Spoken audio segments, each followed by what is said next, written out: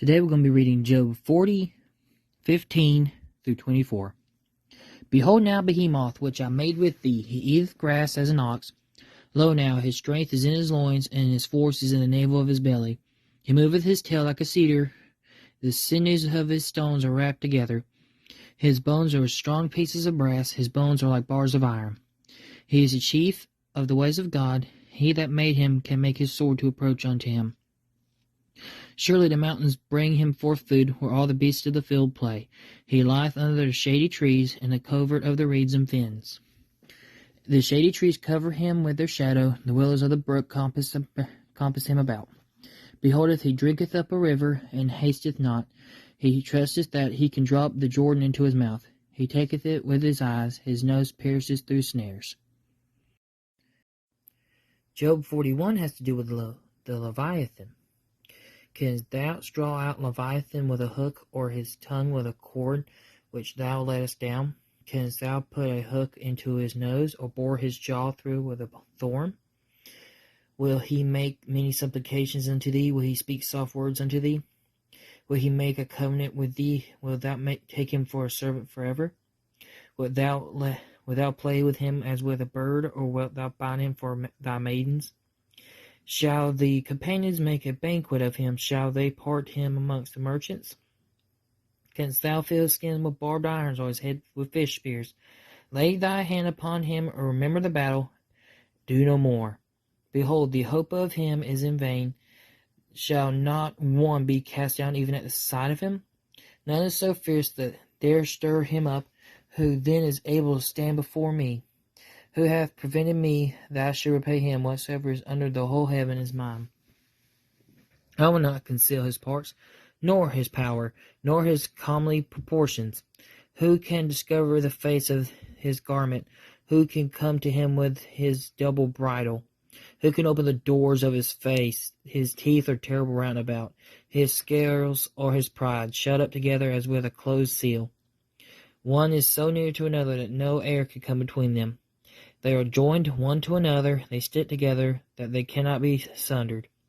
By his neesings a light doth shine, and his eyes are like the eyelids of the morning.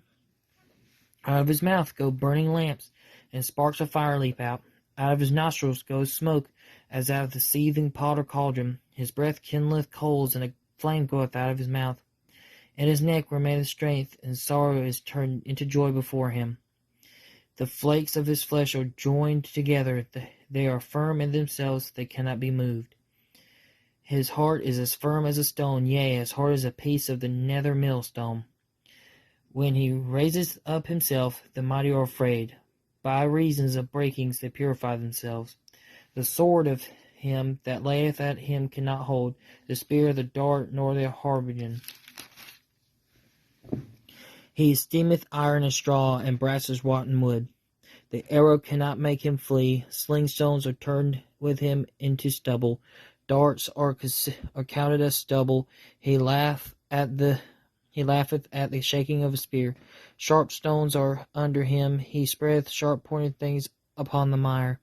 He maketh the deep to boil like a pot. He maketh the sea like a pot of ointment. He maketh the path to shine after him.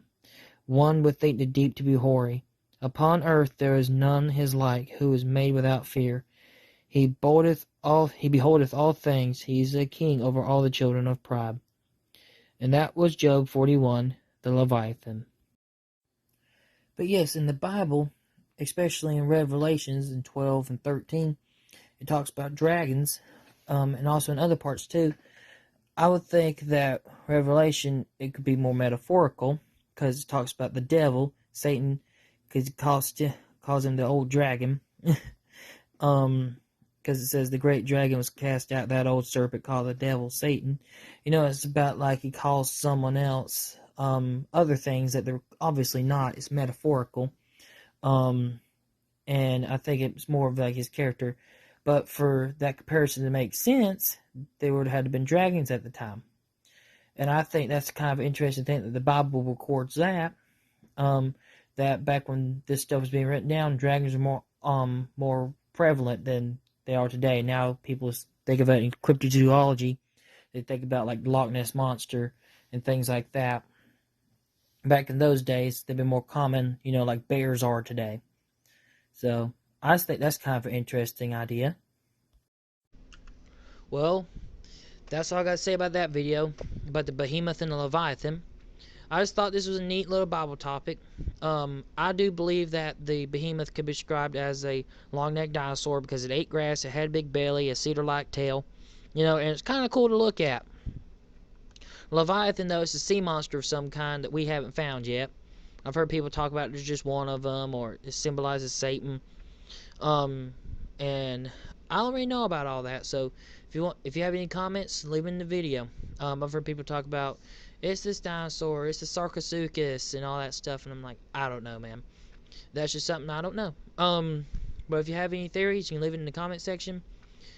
Again, I really hope you enjoyed this video. If you'd like to see more like it, like the video. If you don't, dislike the video. But yeah, again, I hope you enjoyed. God bless you, and goodbye.